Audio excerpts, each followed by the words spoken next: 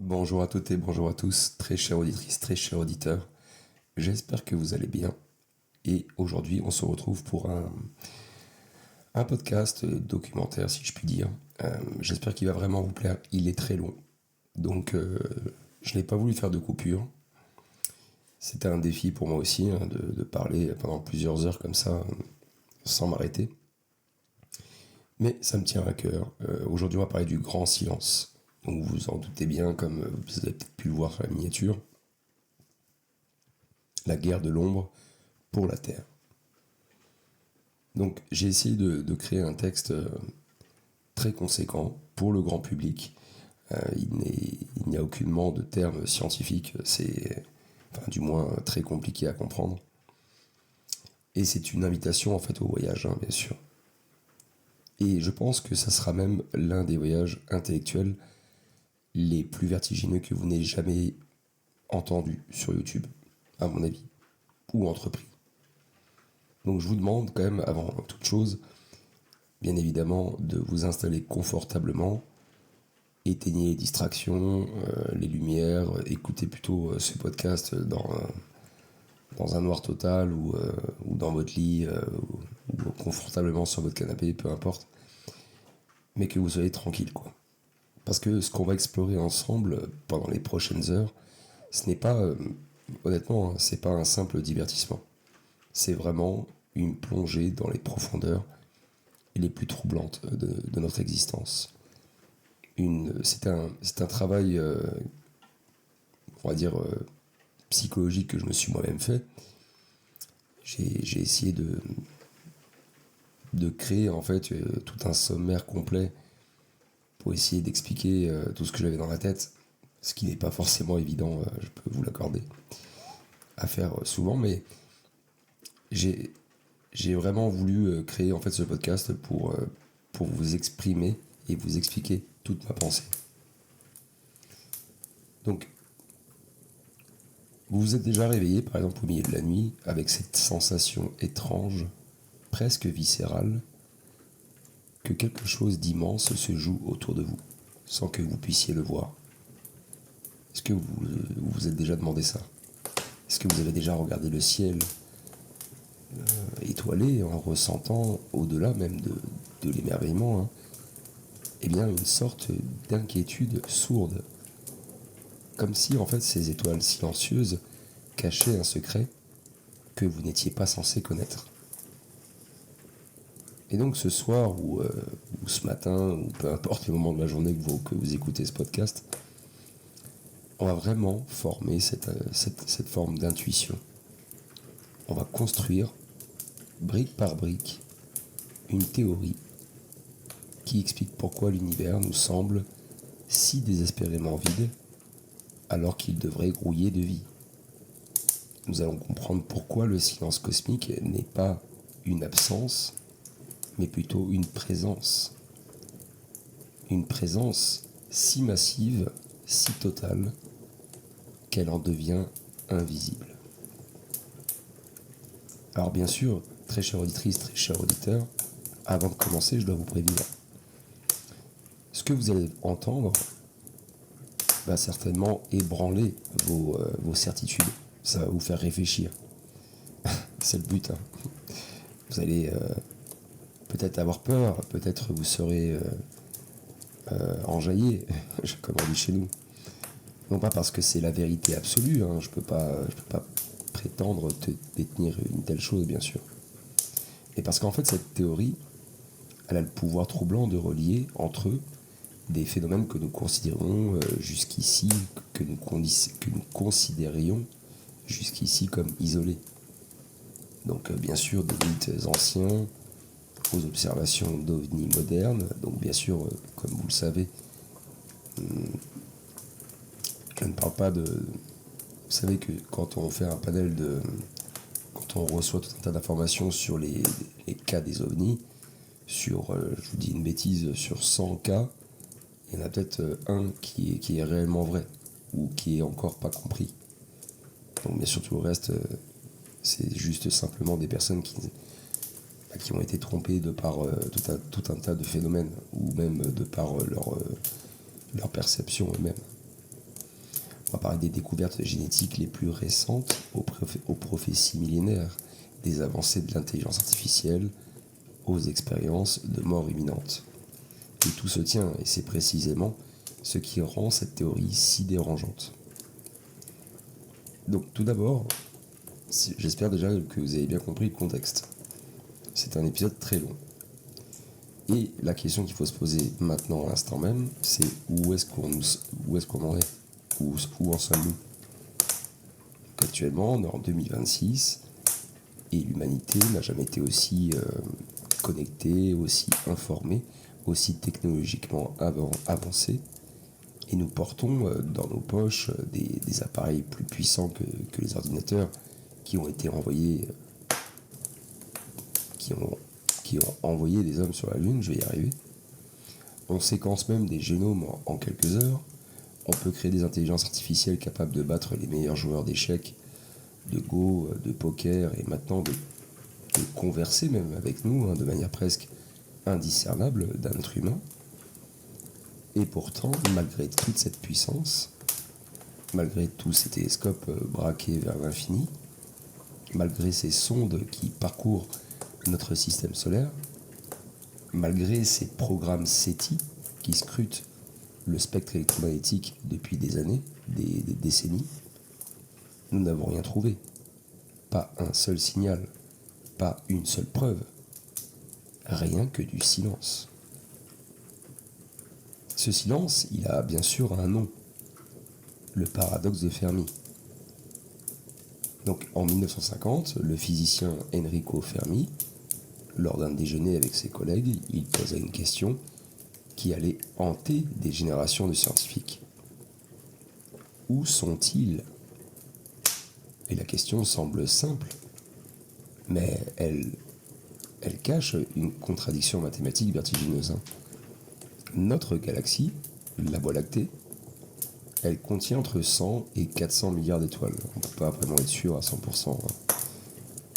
Donc les estimations les plus conservatrices suggèrent qu'il y a des milliards de ces étoiles qui possèdent des planètes dans la zone habitable. Et donc l'univers observable contient au moins 2000 milliards de galaxies. Ok ? Donc si vous faites le calcul, le nombre de mondes potentiellement habitables dépasserait l'entendement humain. Et de plus, notre galaxie, elle a environ 13 milliards d'années à peu près. Et notre planète Terre, elle n'a que 4,5 milliards d'années.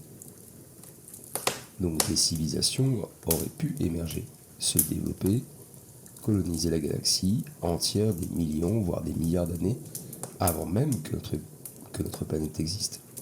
Vous voyez ? À des vitesses même modestes, bien en dessous de la vitesse de la lumière, une civilisation qui est suffisamment motivée, pourrait coloniser toute la galaxie en quelques millions d'années. Donc c'est un clin d'œil en fait, à l'échelle cosmique. Alors, où sont-ils? Pourquoi ce silence assourdissant? Les réponses conventionnelles ne satisfont pas. Certains disent que la vie intelligente est exceptionnellement rare. D'autres invoquent le grand filtre, on va en parler, une barrière infranchissable que toutes les civilisations finiraient par rencontrer, qui les condamne donc à l'extinction avant même qu'elles ne puissent se répandre dans les étoiles. Et d'autres encore suggèrent que les distances sont tout simplement trop grandes, que le voyage interstellaire est impossible. Mais ces explications présentent toutes des failles. Si la vie était si rare, pourquoi serait-elle apparue si rapidement sur Terre? Presque dès que les conditions l'ont permis. Si un grand filtre existait, où sont les ruines des civilisations qui ont échoué? Et si le voyage interstellaire était impossible, comment expliquer les innombrables témoignages d'observations inexpliquées qui s'accumulent depuis des décennies, même plus de 40 ans? Non, le silence en fait n'est pas ce qui semble être. Et ce soir, nous allons explorer. Alors quand je dis une hypothèse, vous allez voir qu'elle est quand même grandiose, radicalement différente. Eh bien, très chère auditrice et très cher auditeur, si nous ne les voyons pas et qu'ils sont silencieux, eh bien c'est selon moi une stratégie.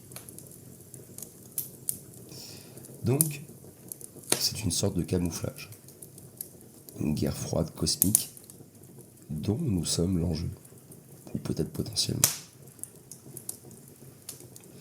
Bienvenue chez Astro Curieux, et nous allons commencer direct avec la section numéro 1, le paradoxe de la forêt miroir. Pourquoi le silence est une stratégie. Bonne écoute à tous. Chapitre 1, l'illusion du vide. Alors, il faut s'imaginer en train de marcher dans une forêt dense, en pleine nuit. Pas de lune, pas d'étoiles visibles à travers la canopée. Vous n'entendez rien, pas un seul bruissement, pas un seul cri, pas un seul souffle. Le silence est total, presque oppressant. Votre premier réflexe serait de penser que cette forêt est vide, qu'il n'y a rien ici, que vous êtes seul. Mais vous auriez tort. Un biologiste vous expliquerait que ce silence n'est pas l'absence de vie. C'est précisément le contraire. Quand une forêt devient silencieuse, c'est parce que tous ses habitants ont détecté un danger. Les oiseaux se taisent, les insectes cessent leur stridulation, les mammifères nocturnes se figent, chaque créature retient son souffle, invisible, immobile, attendant que le prédateur passe. Le silence, dans la nature, n'est jamais vide. Il est plein de présences qui se cachent. Maintenant, appliquons cette logique à l'univers. Nous scrutons le cosmos et nous n'entendons rien. Notre réflexe est de conclure qu'il est vide, que nous sommes seuls, que la vie intelligente est une anomalie statistique. Mais, et si nous faisions la même erreur que le promeneur dans la forêt nocturne? Et si le silence cosmique était le signe, non pas d'absence de vie, mais de présence terrifiante? Et si toutes les civilisations de la galaxie avaient appris au fil des éons à se taire, à éteindre leur émission radio, à camoufler leur signature technologique, à devenir invisibles? La question n'est plus pourquoi n'entendons-nous rien, mais de quoi ont-ils si peur pour se cacher ainsi? Et donc, la théorie de la forêt sombre, c'est cette idée en fait qui a été formalisée par l'écrivain chinois Lui Cixin dans sa trilogie du problème à trois corps. Mais ses racines plongent bien plus profondément dans notre inconscient collectif. Elle s'appelle la théorie de la forêt sombre et elle repose sur quelques axiomes simples mais implacables. Je vais vous les citer. Le premier axiome: la survie est la priorité fondamentale de toute civilisation. C'est une évidence darwinienne transportée à l'échelle cosmique. Une civilisation qui ne cherche pas à survivre ne survivra pas. Seules persistent les civilisations qui font de leur perpétuation une priorité absolue. Deuxième axiome: les civilisations s'étendent.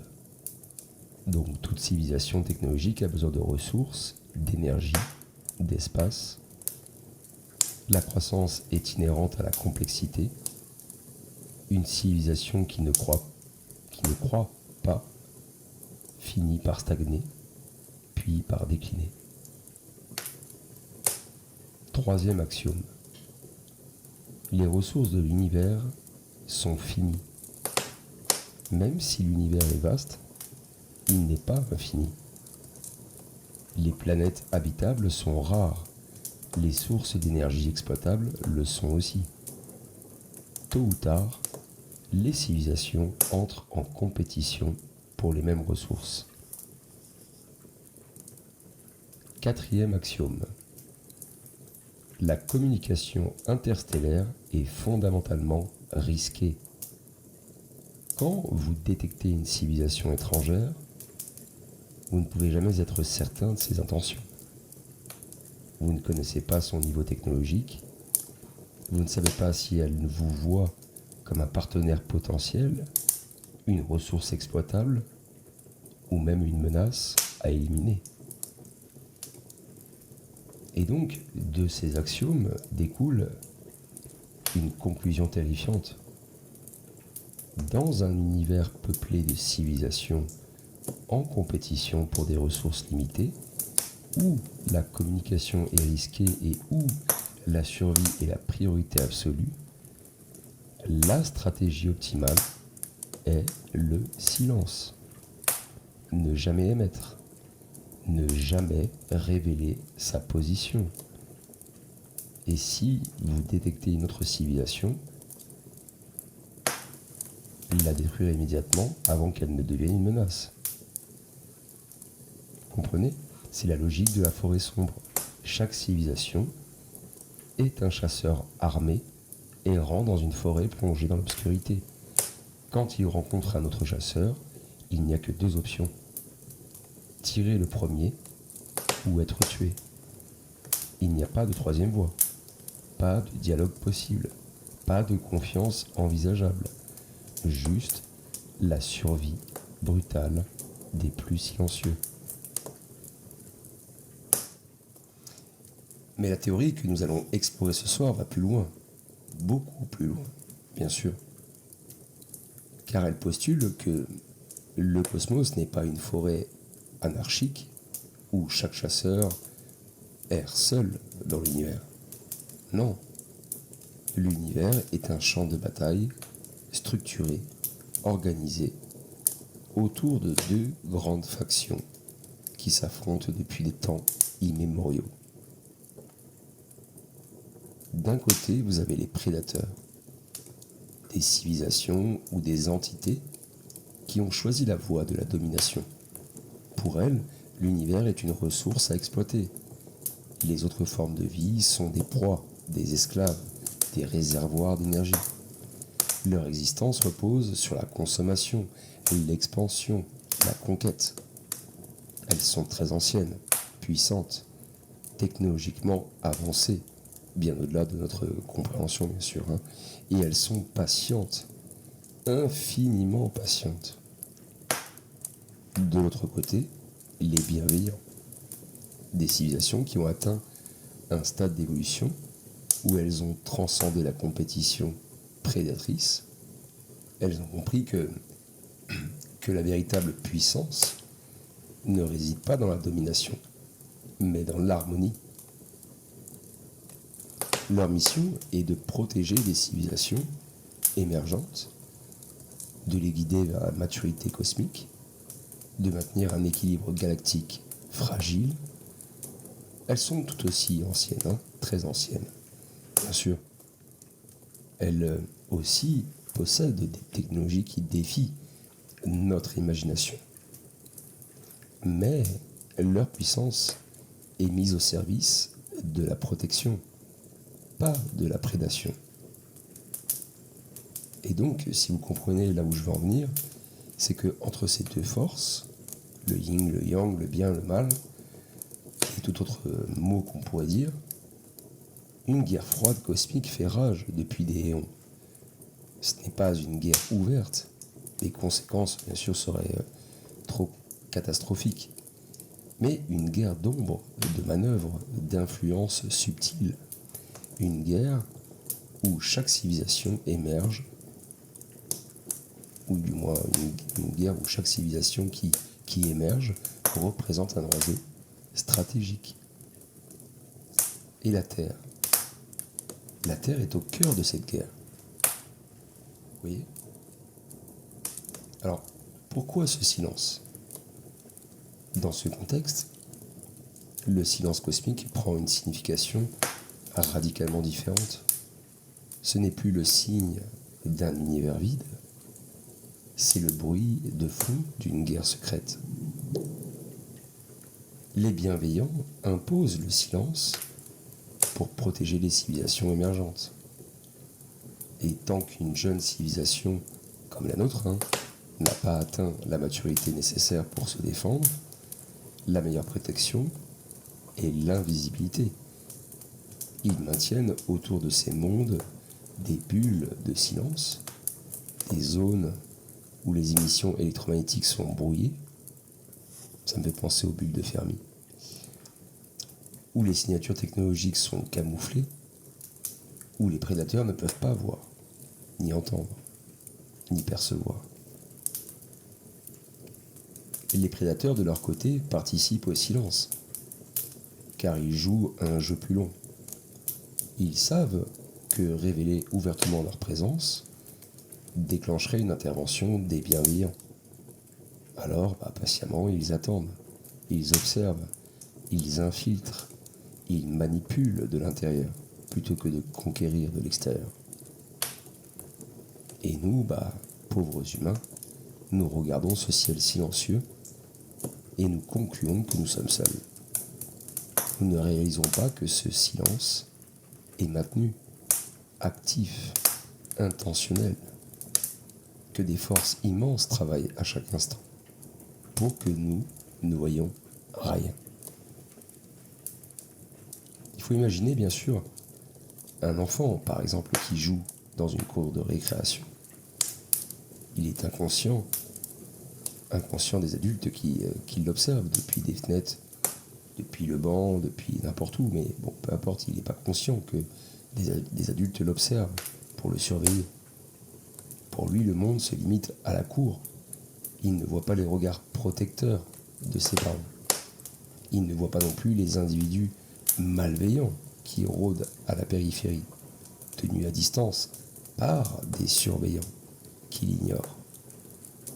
L'enfant y joue, innocent, au centre d'un dispositif de protection et de menace dont il n'a aucune conscience.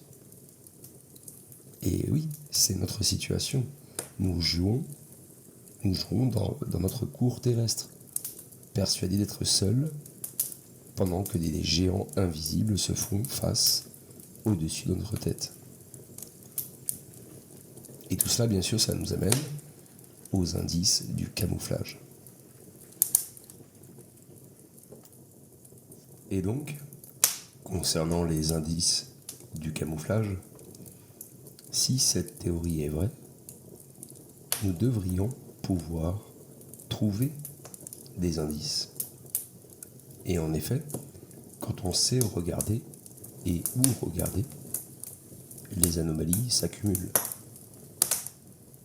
On va prendre d'abord les observations d'OVNI, objets volants non identifiés. Et depuis donc des décennies, ou même plus de 40 ans, il y a bien évidemment d'innombrables témoignages qui s'accumulent dans le monde entier. Vous avez des pilotes militaires, des astronautes, des radaristes, des civils de tout horizon qui rapportent des observations d'objets aux performances impossibles. Des accélérations qui défient les lois de la physique, des changements de direction instantanés, des véhicules qui passent de l'atmosphère à l'eau sans ralentir. Alors je tiens quand même tout de même à vous donner un certain point d'information et que je répète, alors non pas très souvent sur ma chaîne, mais je tiens quand même à vous le rappeler. L'armée toutes les armées confondues, ou du moins celles qui sont le plus évoluées technologiquement parlant, ont au minimum 20 ou 30 ans d'avance sur la technologie que le grand public connaît. Donc bien évidemment, ce qui vous paraît être de la science-fiction à l'instant T ne l'est pas pour certainement l'armée. Et pendant longtemps, ces témoignages ont été ridiculisés, classifiés, ignorés. Mais les temps changent, bien sûr. En 2017, par exemple, le New York Times, il a révélé l'existence d'un programme secret du Pentagone qui a été consacré donc à l'étude des phénomènes aériens non identifiés, donc PAN. Depuis ces révélations, eh bien, elles se multiplient. Il y a des vidéos déclassifiées qui montrent des objets que nos meilleurs experts ne peuvent pas expliquer, des pilotes de chasse qui témoignent publiquement, le Congrès américain qui organise des auditions avec un petit peu de fantaisie parfois, et du coup le tabou se fissure. Mais remarquez quelque chose d'étrange. Ces objets ne semblent jamais vouloir se montrer clairement. Ils apparaissent furtivement. Alors je pourrais vous dire que c'est limité de par les caméras que le grand public possède. Et puis aussi à la limite de la perception. Bien sûr, la plupart des gens n'ont pas réellement conscience, tout le monde n'a pas la même conscience que moi. On n'est pas tous au courant de toutes les technologies, donc forcément, quand il y a quelque chose qu'on ne comprend pas, qu'on n'a jamais vu, on a tendance un petit peu à le rendre un petit peu extraterrestre. Or, c'est pas le cas. Donc, ils brouillent les radars, ils évitent les zones densément peuplées, et c'est comme s'ils étaient là, mais qu'ils ne voulaient pas être vus trop clairement. Vous voyez ? C'est comme si leur présence était accidentelle, une fuite dans un système de camouflage autrement parfait. Et si ces observations n'étaient pas des visites extraterrestres classiques, mais des aperçus fugaces de la guerre qui se joue au-dessus de nos têtes, avec des drones de surveillance, de navires, des incursions de prédateurs immédiatement interceptées, des escarmouches à la limite de notre atmosphère, dont nous ne percevons que les échos les plus ténus, bien sûr. Mais vous voyez, c'est très intéressant parce que une civilisation extraterrestre qui est capable d'envoyer des sondes sur notre planète, elle est de facto consciente qu'on l'observe. Il serait vraiment je pense, très bas d'esprit de penser que si nous arrivons à filmer des ovnis, alors ils ne l'ont pas fait exprès. Mais moi je pense qu'ils le savent déjà. Ils n'ont pas besoin de se cacher. S'ils le font, c'est pour une bonne raison. Donc, nous avons deux possibilités. La première, c'est que ce que nous voyons et que nous ne comprenons pas est soit une civilisation extraterrestre qui se laisse voir, soit c'est une technologie inventée par les humains qui est secrète, qui est très secrète.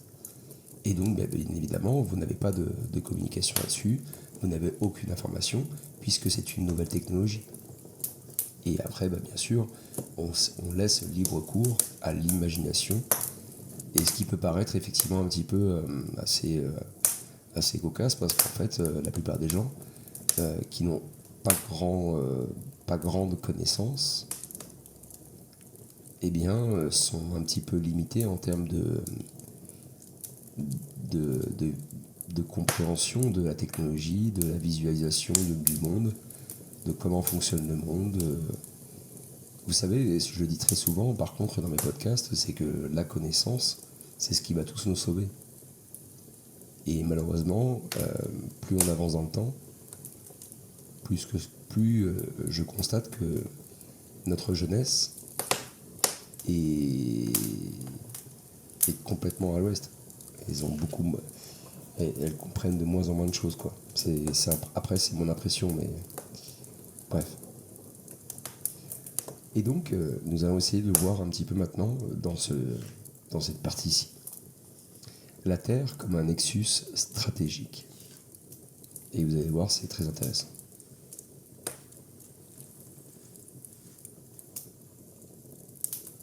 Alors, me diriez-vous, pourquoi la Terre ? Parmi les milliards de planètes de la galaxie, pourquoi notre petit monde bleu serait-il au centre d'un conflit cosmique ? Et la réponse, elle est multiple. Et c'est précisément ce qui rend notre situation si unique et si périlleuse. Premièrement, laissez-moi vous dire que la Terre pourrait être un zoo génétique. Notre planète abrite bien évidemment une biodiversité extraordinaire, des millions d'espèces, peut-être plus, chacune représentant des milliards d'années d'évolution parallèle, des formes de vie adaptées à tous les environnements inimaginables, des abysses océaniques au sommet des montagnes, des déserts brûlants aux banquises polaires, des sources hydrothermales aux nuages atmosphériques.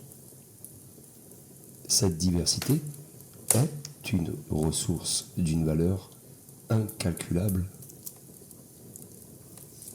Dans un univers où la vie organique devient de plus en plus rare, remplacée par des intelligences artificielles, des consciences téléchargées, des entités post-biologiques, un monde comme la Terre est une bibliothèque vivante, bien sûr, un réservoir génétique que les prédateurs voudraient exploiter et que les bienveillants sont déterminés à protéger.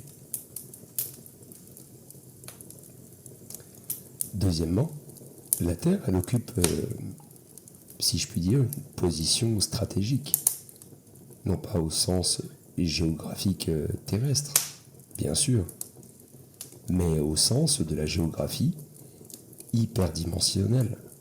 Et selon cette théorie, l'espace n'est pas une simple étendue tridimensionnelle, il est parcouru de corridors, des anomalies dans le tissu de l'espace-temps qui permettent des déplacements rapides entre des points éloignés de l'univers, des raccourcis cosmiques.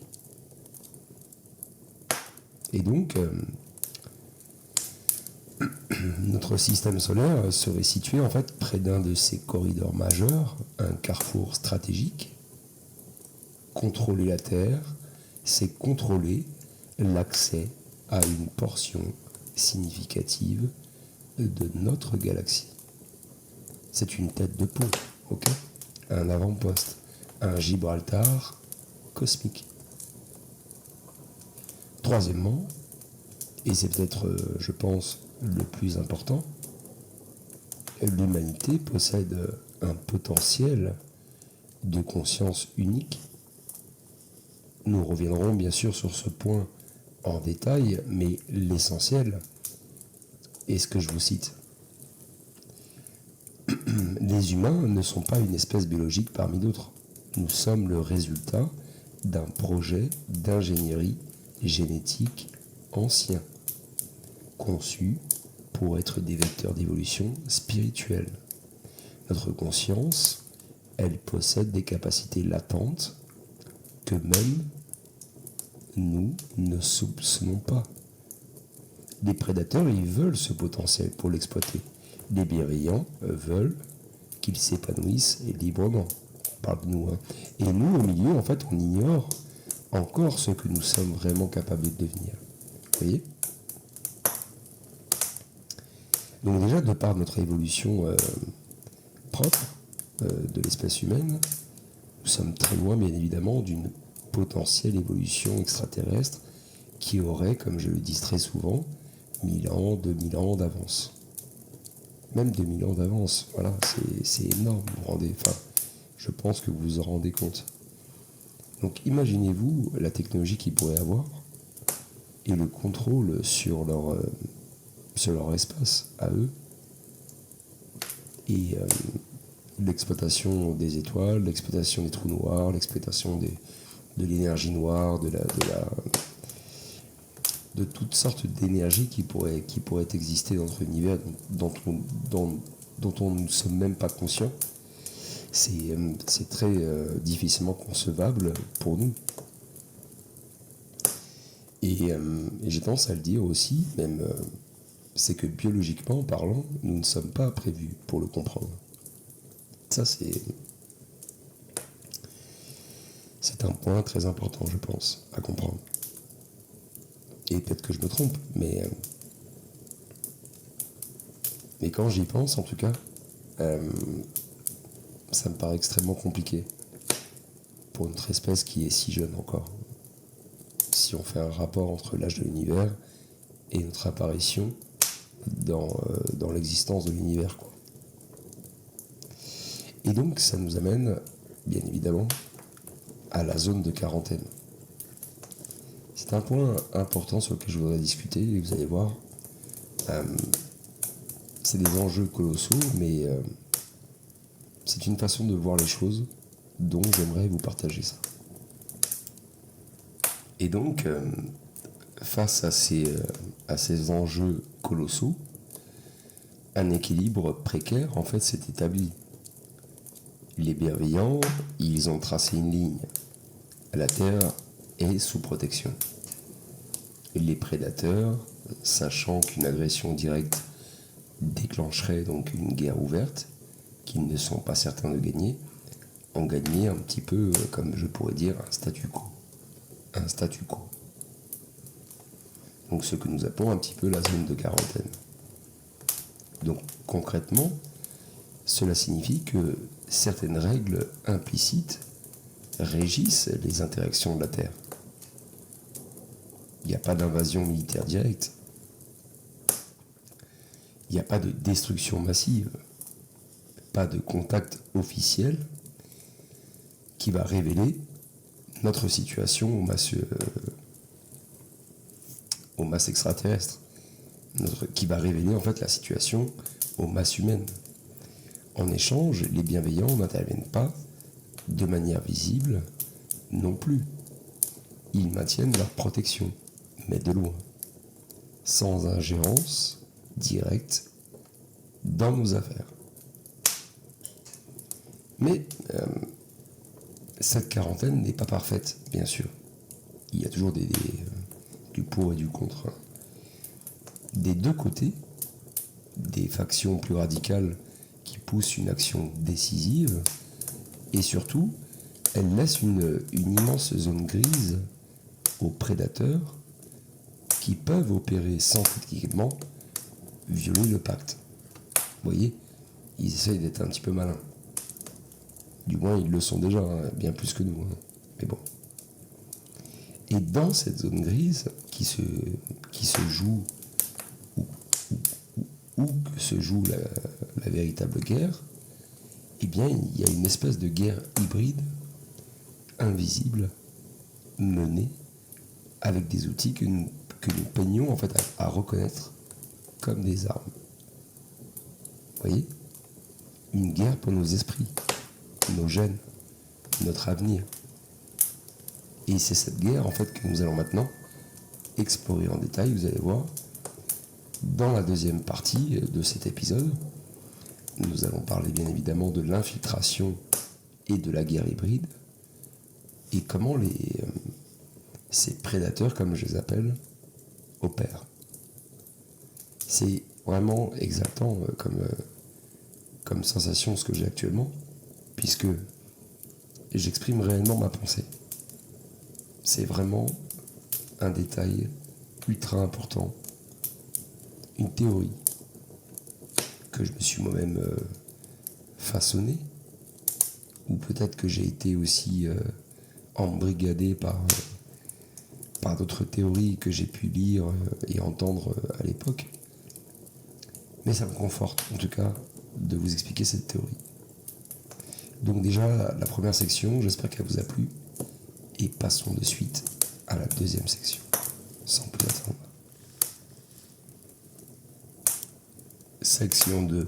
L'infiltration et la guerre hybride. Comment les prédateurs opèrent? Donc, le concept de guerre hybride cosmique, je vais essayer de l'expliquer simplement. Pour comprendre comment les prédateurs opèrent contre l'humanité, nous devons d'abord abandonner notre conception traditionnelle de la guerre. Oublier bien sûr les armées, les invasions, les batailles rangées. Bien sûr, les prédateurs de ce calibre ne fonctionnent pas ainsi, bien sûr. Ils sont bien trop intelligents pour ça. Ça, c'est une évidence. Une guerre conventionnelle contre la Terre présenterait plusieurs inconvénients majeurs pour eux. D'abord, elle déclencherait immédiatement une réponse des bienveillants, comme vous l'avez compris. Ce qui va transformer donc cela en un conflit local, en guerre galactique. Ensuite, elle risquerait de détruire et d'endommager la ressource qu'ils convoitent. Nous, bien sûr. Enfin, et c'est crucial, ce que je vais vous dire, une humanité qui est unifiée face à une menace extérieure, évidente, bien sûr développerait rapidement des capacités de résistance qu'ils préfèrent éviter. Donc ça peut paraître un petit peu genre je suis un peu trop balèze.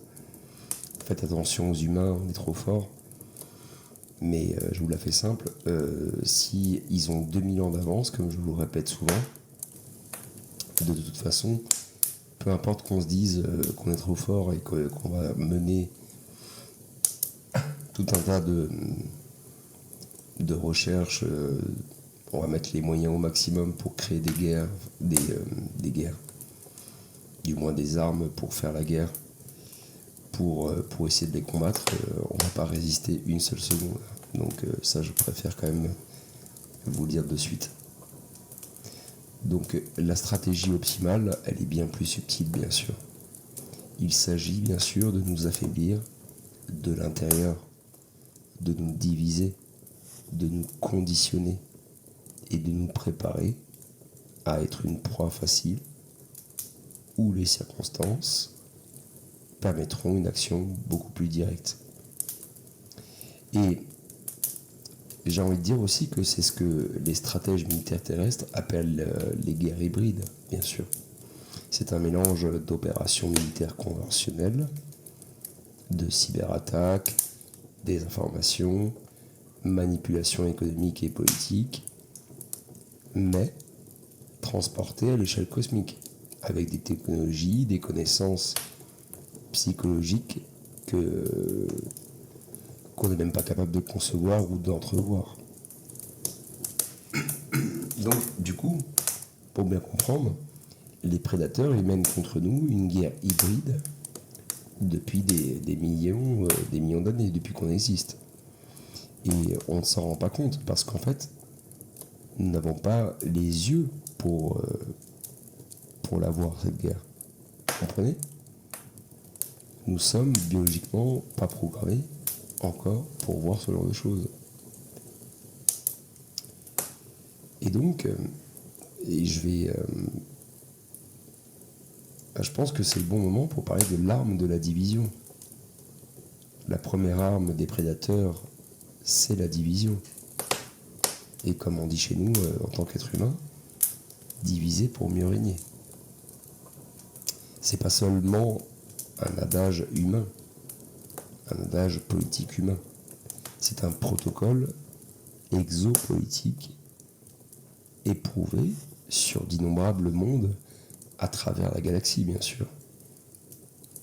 Donc il faut réfléchir un petit peu un instant à l'état de l'humanité. Vous avez 7 ou 8 milliards d'êtres humains sur Terre, et on n'arrive pas à s'entendre. Il y a des guerres perpétuelles qui ravagent des régions entières, des milliers, des millions de gens qui meurent, des conflits ethniques, religieux, nationaux, qui déchirent les communautés et qui auraient tout intérêt à coopérer, finalement. Des idéologies qui s'affrontent avec une violence qui défie la raison. Et on le voit même actuellement, je veux dire, dans les médias, les jeunes sont de plus en plus violents. La violence est de plus en plus jeune. Donc certes, une part de cette conflictualité est inhérente à notre nature. Ok, je peux l'accepter. En tant qu'être humain, nous sommes violents.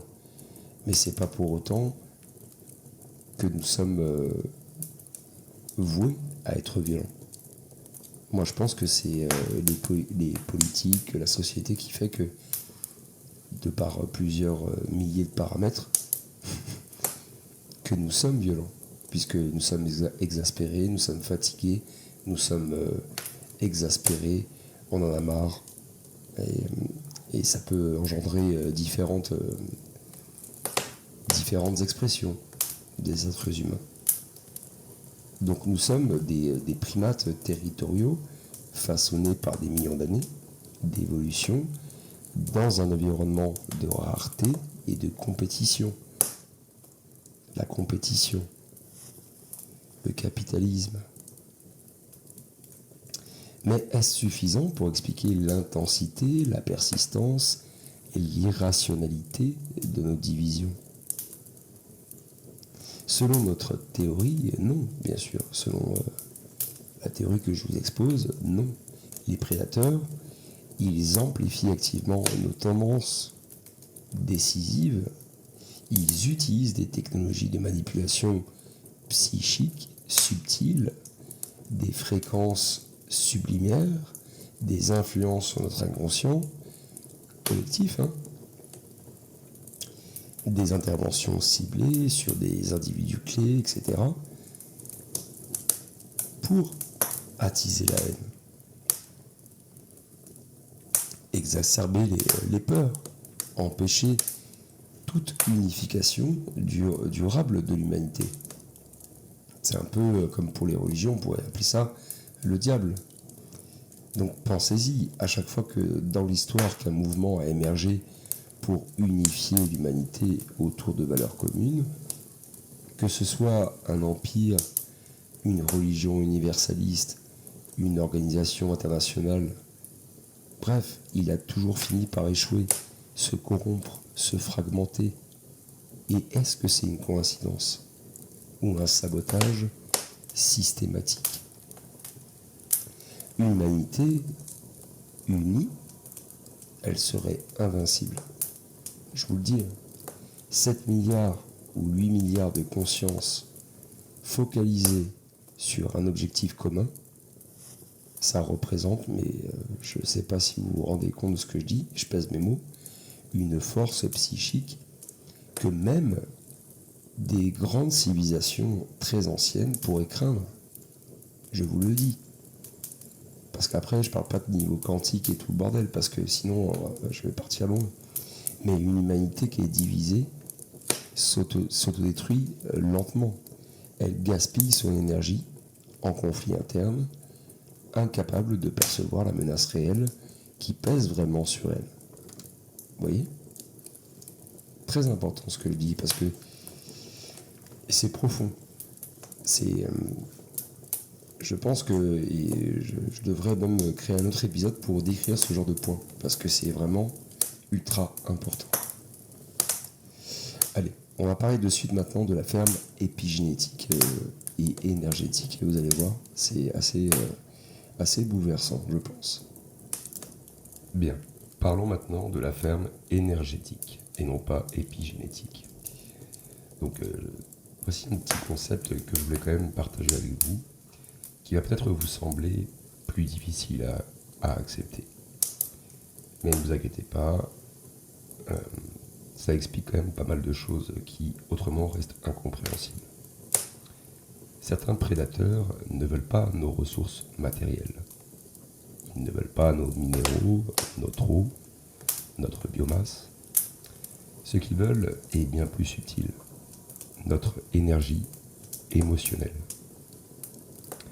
Selon de nombreuses traditions ésotériques, les émotions humaines ne sont pas de simples états subjectifs, elles sont des formes d'énergie, des vibrations qui rayonnent au-delà de notre corps physique et qui peuvent être captées, canalisées, consommées par des entités capables de les percevoir.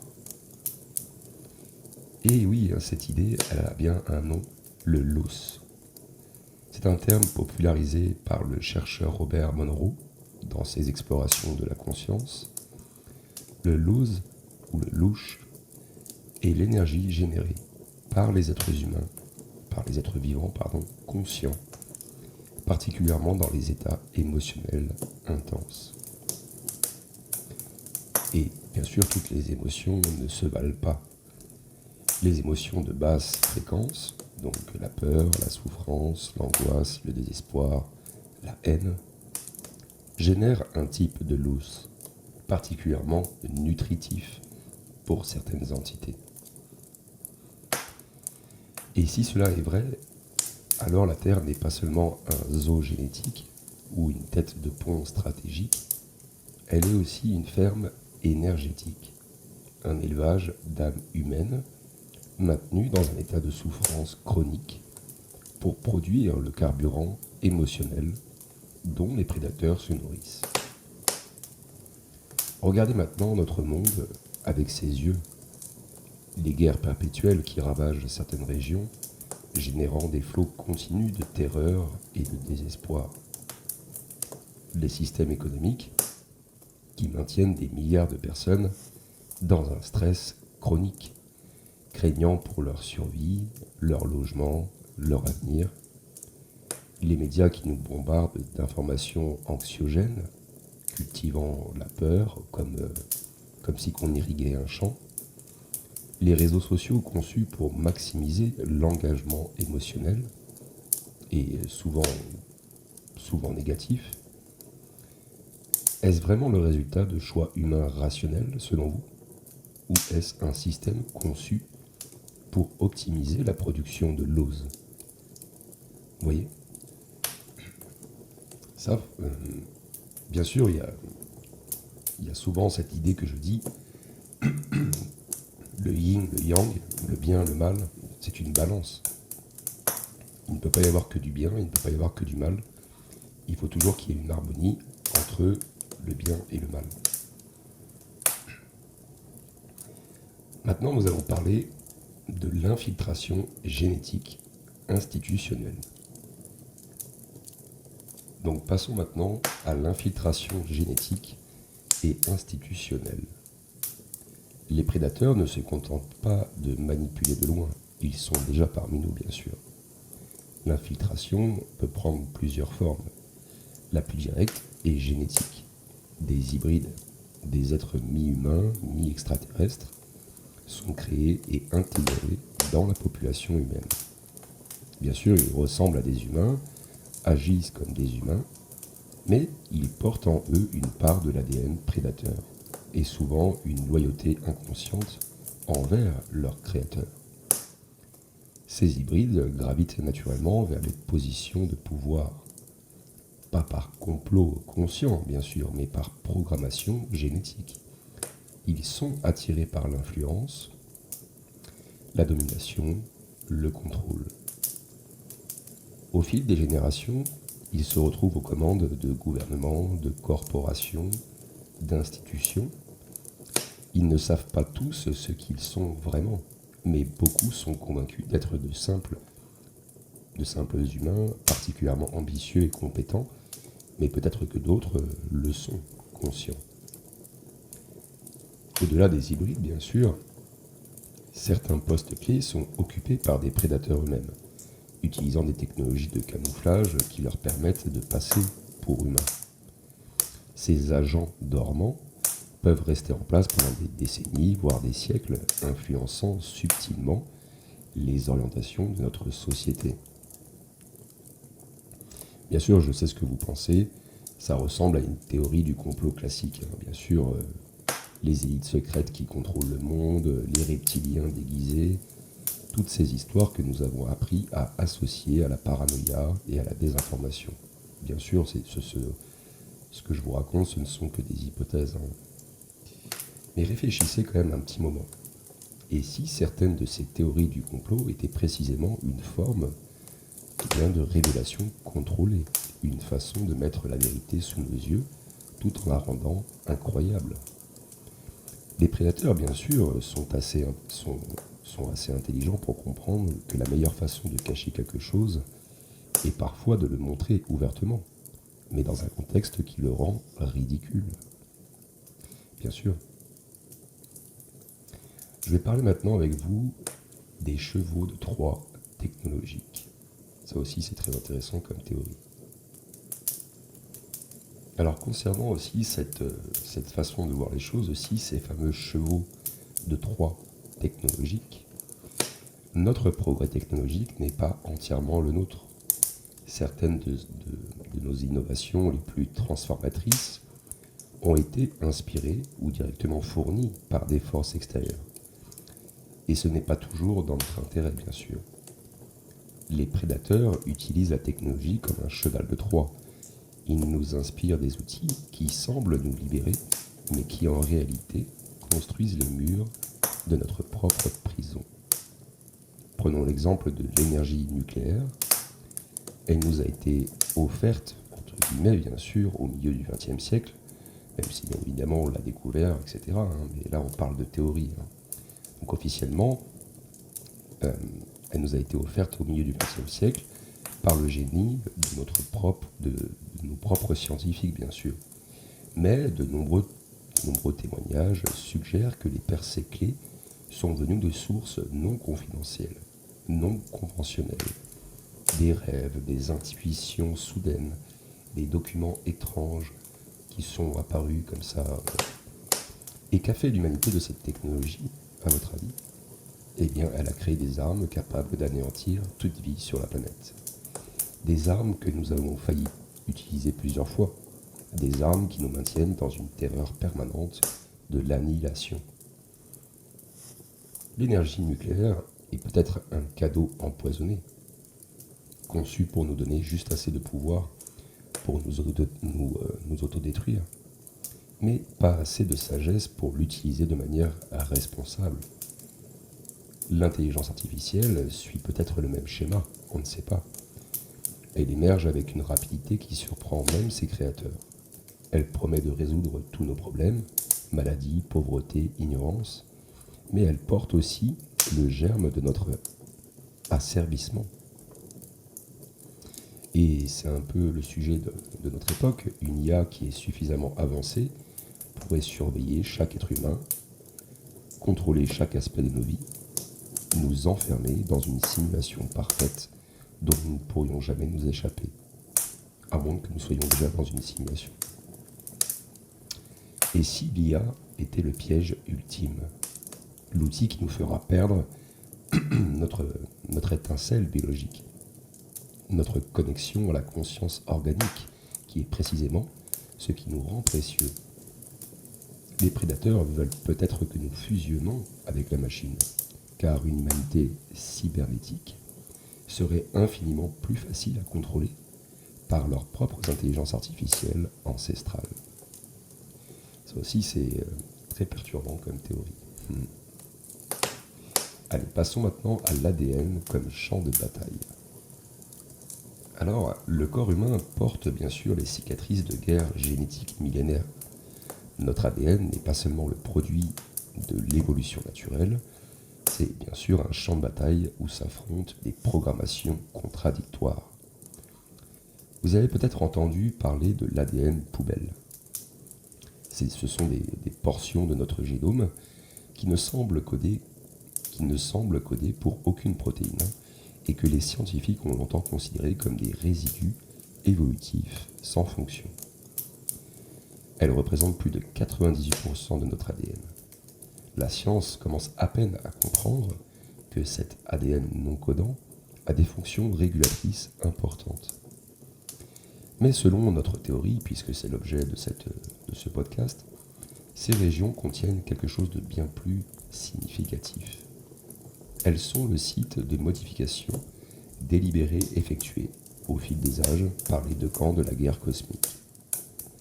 Les prédateurs y ont inséré des verrous génétiques, des séquences qui brident nos capacités cérébrales, limitent notre perception de la réalité et nous maintiennent dans un état de conscience restreint. C'est pour cela que les humains n'utilisent qu'une fraction de leur potentiel cérébral.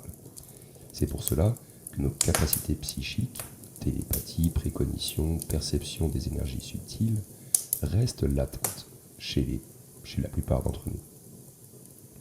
Nous sommes des aigles génétiquement modifiés pour croire que nous sommes des poulets.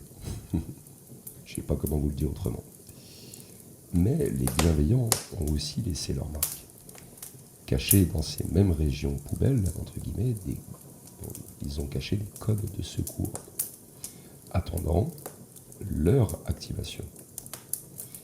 Ce sont ni plus ni moins que des séquences dormantes qui, une fois activées, débloquerait des capacités que nous n'osons imaginer.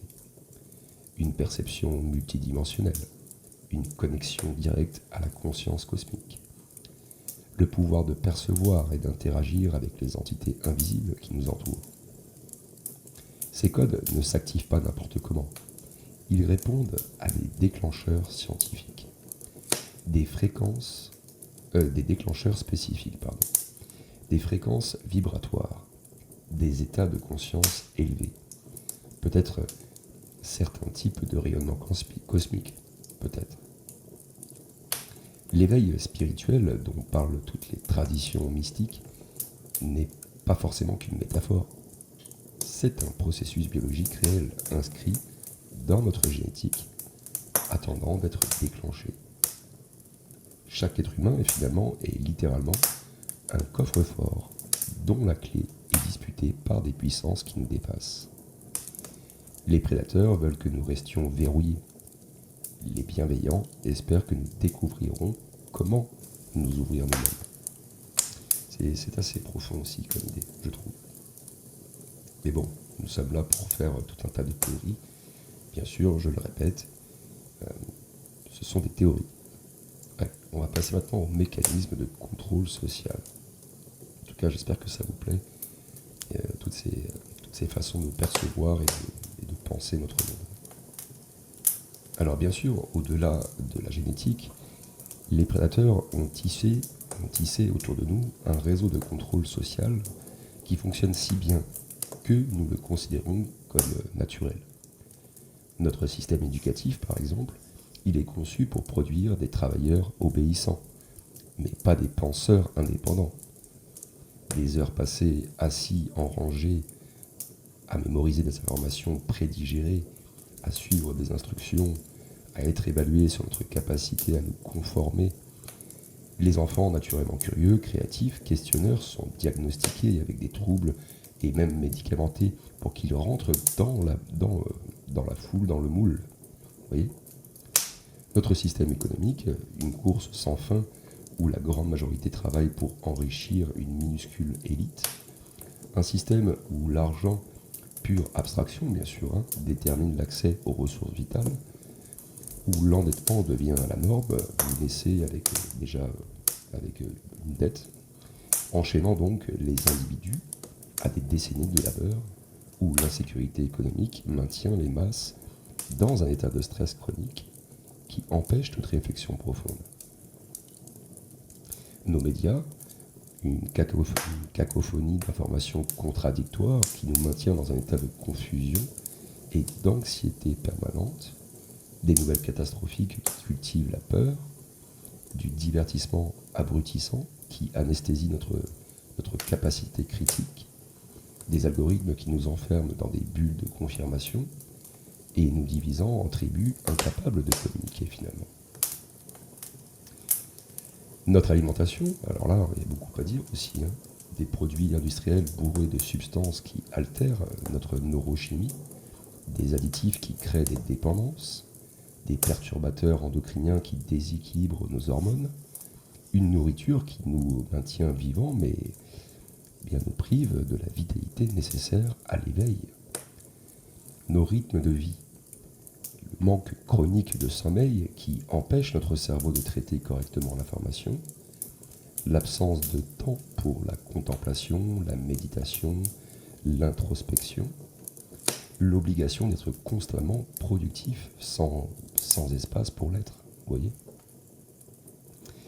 Eh bien, toutes ces structures pourraient être le résultat de dynamiques humaines naturelles, cupidité, recherche de pouvoir, inertie institutionnelle, mais leur effet combiné est si parfaitement aligné avec les intérêts des prédateurs qu'on peut légitimement se demander s'il s'agit vraiment d'un accident. Vous voyez ?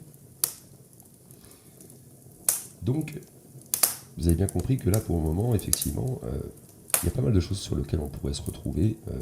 Moi-même, quand j'ai écrit ces innombrables pages, bien sûr, il y a des théories qui paraissent un peu farfelues, un peu même, je dirais, de la pure science-fiction. Mais il faut toujours avoir l'esprit ouvert et se demander, eh bien, qu'en serait-il dans 500 ans, 1000 ans, 2000 ans ? On ne sait pas. Donc, nous allons passer maintenant à la troisième section, les gardiens de l'ombre et le lore galactique. Donc, on va parler un petit peu de la résistance bienveillante. Et j'espère en tout cas que cela vous plaît. Alors, ça fait déjà presque, je pense, une bonne heure que je papote. On va continuer. Et je pense que je ferai une pause, parce que là, je commence à perdre ma voix. Je pense que je ferai une pause à la prochaine section. Allez, c'est parti. Allez, on va parler maintenant de cette grande question, bien évidemment, dans cette troisième section. Et pour ceux qui suivent pas mal, qui suivent bien l'épisode, vous me demanderiez pourquoi il ne nous sauve-t-il pas ? Pourquoi ces bienveillants ne nous sauvent-ils pas ? Parce que si les bienveillants existent vraiment, s'ils ont le pouvoir de nous protéger des prédateurs, pourquoi ne le font-ils pas de manière plus visible, plus directe ? Pourquoi ne descendent-ils pas du ciel pour chasser nos oppresseurs et nous libérer ? Et ça, c'est la question qui fait buter beaucoup de gens sur ce type de théorie. Si le bien existe et qu'il est puissant, pourquoi le mal persiste-t-il ? Désolé. C'est une version cosmique du problème de la théodicée. Pourquoi Dieu permet-il le mal ? Mais ça, c'est un peu ce que je dis à chaque fois, le yin, le yang, cette fameuse balance. La réponse des bienveillants, telle que nous pouvons la reconstituer à partir de diverses sources, est profonde et difficile à accepter pour notre mentalité moderne. Elle tient en un concept, la directive de non-interférence. Les bienveillants ont bien appris au fil des éons, d'expériences avec d'innombrables civilisations, qu'un sauveur extérieur ne libère jamais vraiment. Vous voyez ? Si une force supérieure descend pour résoudre nos problèmes, nous restons dépendants de cette force. Nous n'apprenons pas à nous défendre nous-mêmes. Nous ne développons pas notre propre souveraineté. Nous échangeons simplement un maître pour un autre, même si le nouveau maître est bienveillant. J'ai une image effectivement qui est intéressante que je peux vous raconter. Par exemple, si vous avez un village qui a besoin de nourriture, qui ne fait pas d'agriculture, et que vous passez donc des décennies à lui apporter de la nourriture, mais que vous ne lui apprenez pas à cultiver, alors pour ce même village, il n'y a pas d'évolution, vous voyez ? Pour l'aider, il faut lui apprendre à cultiver, qu'il apprenne à se débrouiller. Et là, il pourra produire sa propre nourriture et donc évoluer. Mais si vous lui apportez constamment de la nourriture sans qu'il fasse des efforts pour rechercher lui-même comment fabriquer cette nourriture ou comment la cultiver, vous voyez ce que je veux dire ? Donc, la véritable, en fait, libération, elle doit venir de l'intérieur. L'humanité, en fait, doit se libérer elle-même. Elle doit reconnaître sa propre situation, développer ses propres capacités, faire ses propres choix. Donc elle doit se tromper, réussir, se tromper, réussir. Les bienveillants peuvent guider, protéger, inspirer, mais ils ne peuvent pas faire le travail à notre place. Et ça, il faut bien le prendre en compte. Et c'est pourquoi leur aide est toujours indirecte. Ils ne nous donnent pas les réponses, ils nous aident à poser les bonnes questions. Ils ne nous sauvent pas. Ils créent les conditions qui nous permettent de nous sauver nous-mêmes. Alors oui, c'est frustrant, certes. C'est même douloureux. Quand on voit l'immensité de la souffrance humaine, qui pourrait être évitée par une intervention directe, oui, mais c'est le seul chemin vers une liberté authentique. C'est très profond. Parlons maintenant des origines, la grande fracture. Alors bien sûr, on va essayer de parler un petit peu, de faire une théorie là-dessus aussi, sur les origines, donc la grande fracture. En fait, pour comprendre les bienveillants, il faut remonter aux origines, bien avant que notre système solaire n'existe, bien avant que la Terre ne soit qu'un nuage de poussière cosmique, une civilisation extraordinaire dominait notre région de la galaxie. Nous les appelons les précurseurs. Ils avaient atteint un niveau de développement que nous peignons à imaginer et qu'on ne peut pas imaginer. Ils maîtrisaient l'énergie des étoiles, ils voyageaient entre les dimensions, ils avaient transcendé leur forme biologique originelle pour devenir des êtres de pure conscience, capables de se manifester dans la matière à volonté. Mais cette civilisation portait en elle les germes de sa propre division, car deux visions de l'existence s'y affrontaient. D'un côté, ceux qui croyaient que l'évolution de la conscience passait par la transcendance de la matière. Pour eux, le but ultime était de s'élever toujours plus haut, de se rapprocher de la source originelle de toute chose, de devenir un avec le cosmos. Ils voyaient les jeunes civilisations comme des apprentis à guider, des frères et sœurs plus jeunes sur le même chemin d'évolution.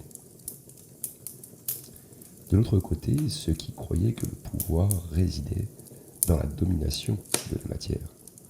Pour eux, les dimensions inférieures n'étaient pas des étapes à transcender, mais des ressources à exploiter. Les jeunes civilisations n'étaient pas que des apprentis, mais des proies, des esclaves, des réservoirs d'énergie à consommer. Le conflit entre ces deux visions s'intensifia jusqu'à la grande fracture, un schisme qui divisa définitivement les précurseurs en deux factions irréconciliables.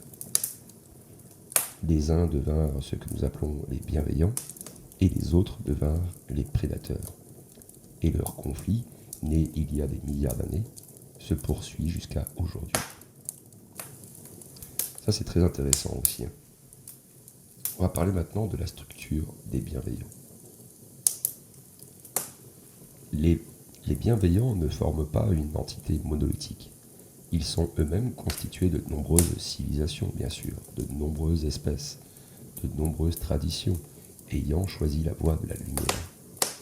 On peut les concevoir comme une confédération cosmique, une alliance de peuples partageant les mêmes valeurs fondamentales. Et certaines traditions ésotériques parlent de conseils ou de fédérations galactiques. Même dans tous les films de science-fiction, on a toujours ce genre de mots qu'on utilise. Ces termes, bien que simplificateurs bien sûr, capturent une réalité. Les bienveillants ont des structures organisationnelles, des processus de décision, des spécialisations. Certains s'occupent de la protection des jeunes civilisations, d'autres travaillent à l'évolution spirituelle des êtres, et d'autres encore maintiennent l'équilibre énergétique de la galaxie. En ce qui concerne la Terre, plusieurs groupes semblent particulièrement impliqués.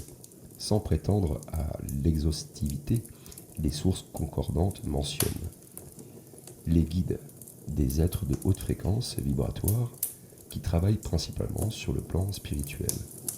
Ils n'ont généralement pas de forme physique et interagissent avec nous à travers les rêves, l'intuition, la méditation. Ensuite, vous avez les gardiens.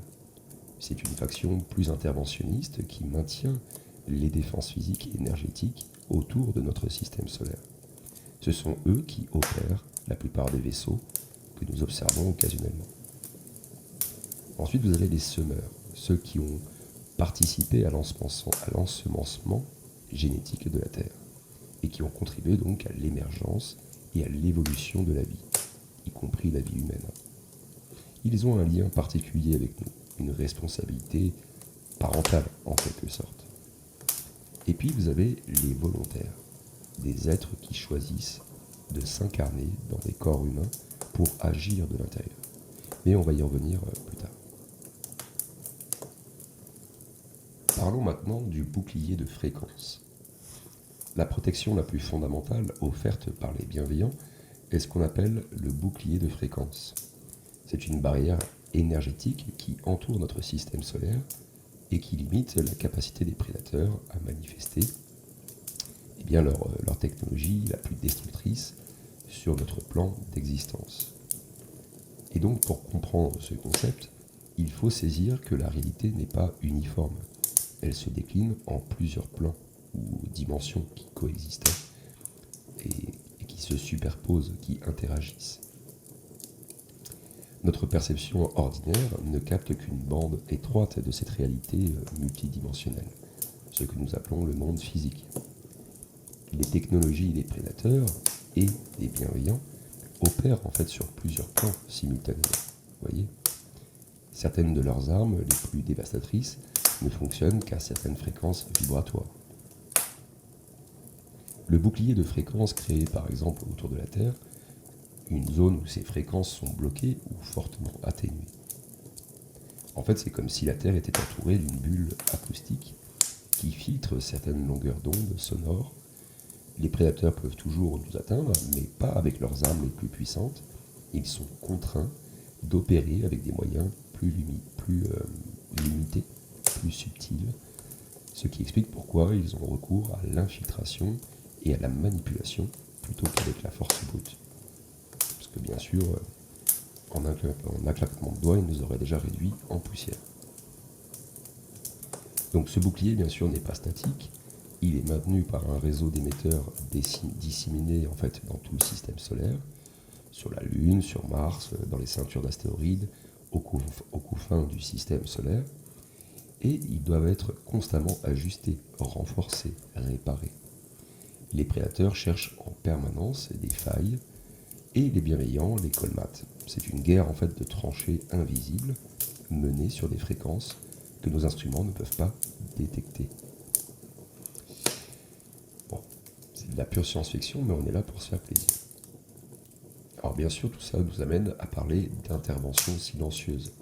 Au-delà du bouclier ou des boucliers, eh bien, les bienveillants interviennent de nombreuses manières dans les affaires terrestres, mais toujours en respectant leur principe de non-interférence directe, toujours en préservant bien sûr notre libre arbitre. Ils mènent ce que l'on pourrait appeler une guerre secrète au-dessus de notre tête. Les ovnis que nous observons occasionnellement sont souvent des vaisseaux des gardiens en mission de patrouille ou d'interception, si ce n'est pas bien évidemment, comme je vous l'ai dit, des technologies humaines. Donc c'est les 1K sur les 100 que je vous ai parlé au début. Donc, quand un astéroïde dangereux dérive vers la Terre, ce n'est pas toujours la chance qui le fait dévier.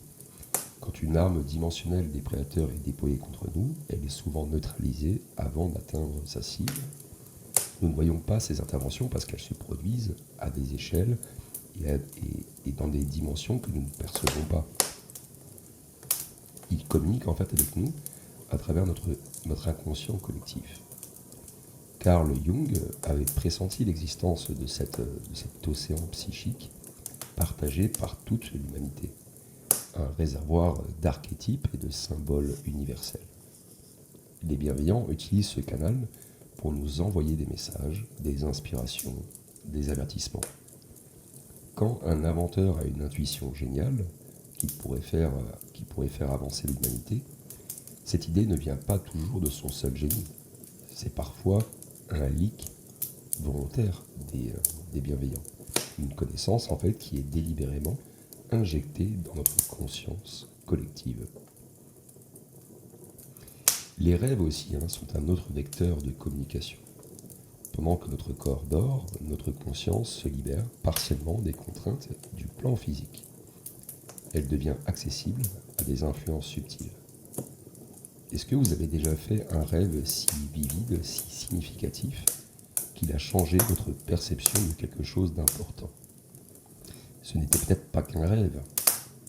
Les synchronicités, ces coïncidences significatives qui semblent orchestrées par une intelligence invisible, sont parfois des signaux des bienveillants.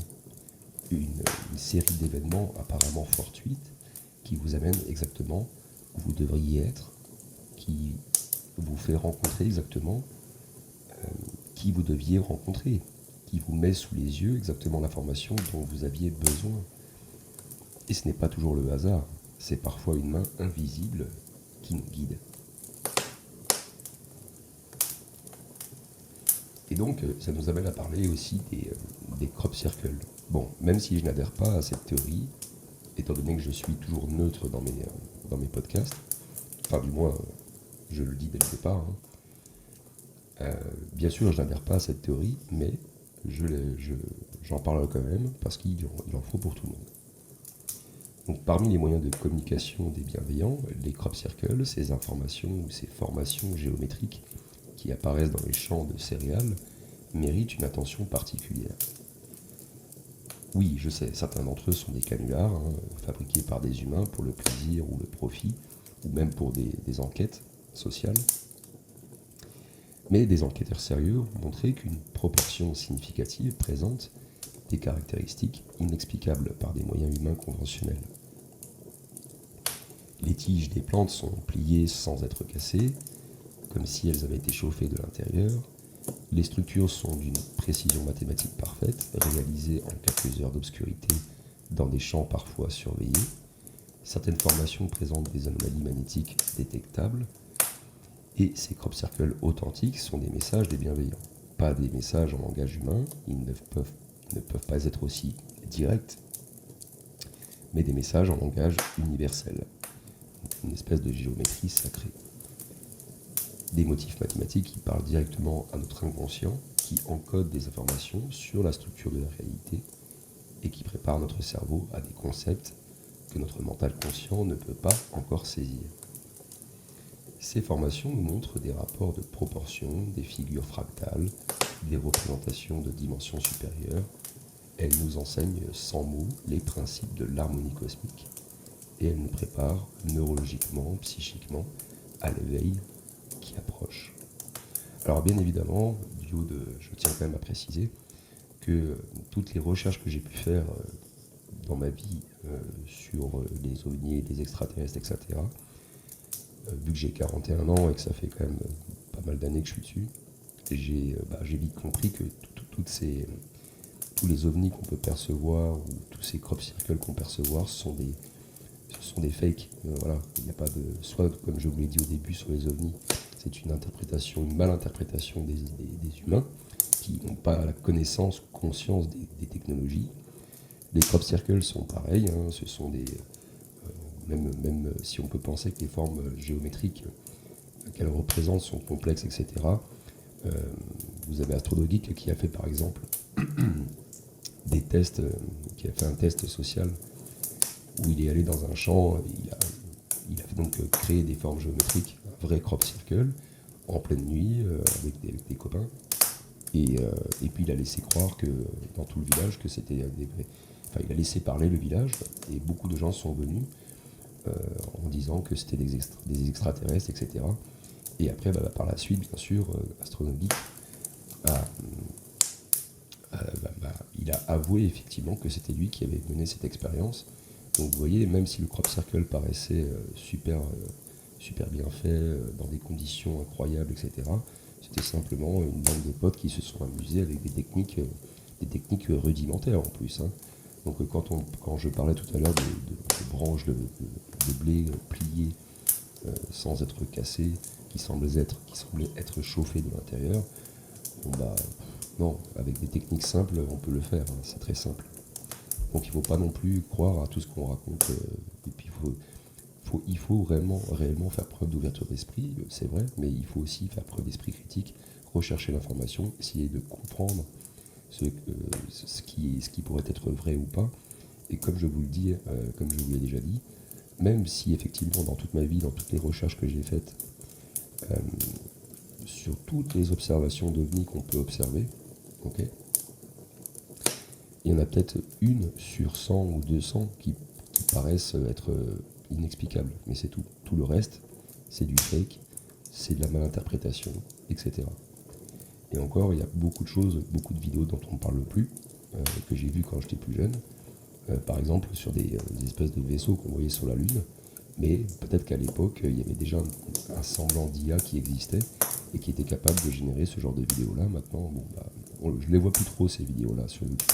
Elles ont peut-être été retirées, mais il faut faire extrêmement attention à ces pseudo-théories.